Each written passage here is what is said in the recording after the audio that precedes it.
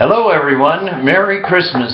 As you can see from my mantle up there, we already did the 4 weeks of Advent, and up there in those little white statues is Jesus, Mary, and Joseph, if you can see them.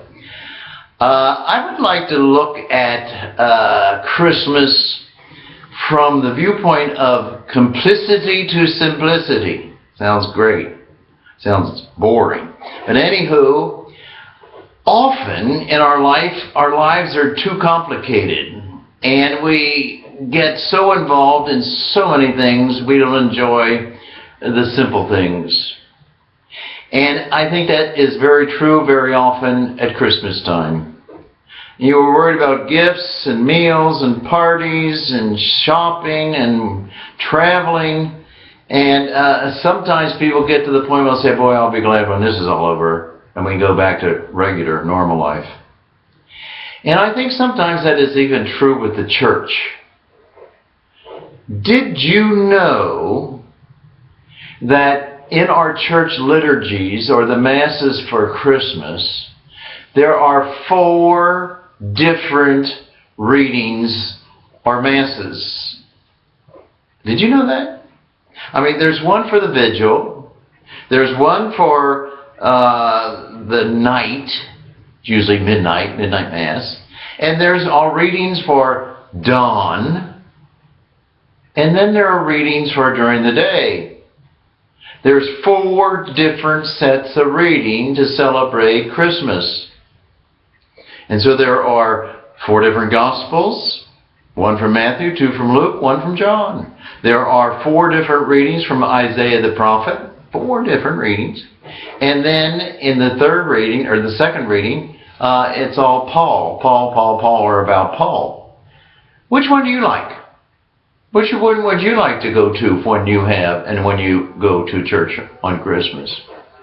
Well, I'll tell you, I think I'm more for simplicity, and I do usually one, and that is the Mass during the night, in the dark, midnight Mass. I like that one the best, and so that's the one I'm going to do. You know, life is so complicated. Whenever I try to get some new ideas or not my ideas on the scriptures, I go to 2 different periodicals. One is the America magazine, run by the Jesuits, and the other is the National Catholic Reporter here in the United States. And they always, each week, they have a homily or an insight into the scriptures for that particular Sunday. Well, I thought, wonder what they're doing for Christmas. Well, I went to both of them. You know what I found? Nothing. I guess it was too complicated to try to conjure up something, what would you say, for each of these 4 different masses. You know, sometimes one of the best masses is a 5th type of mass, and that is the children's mass.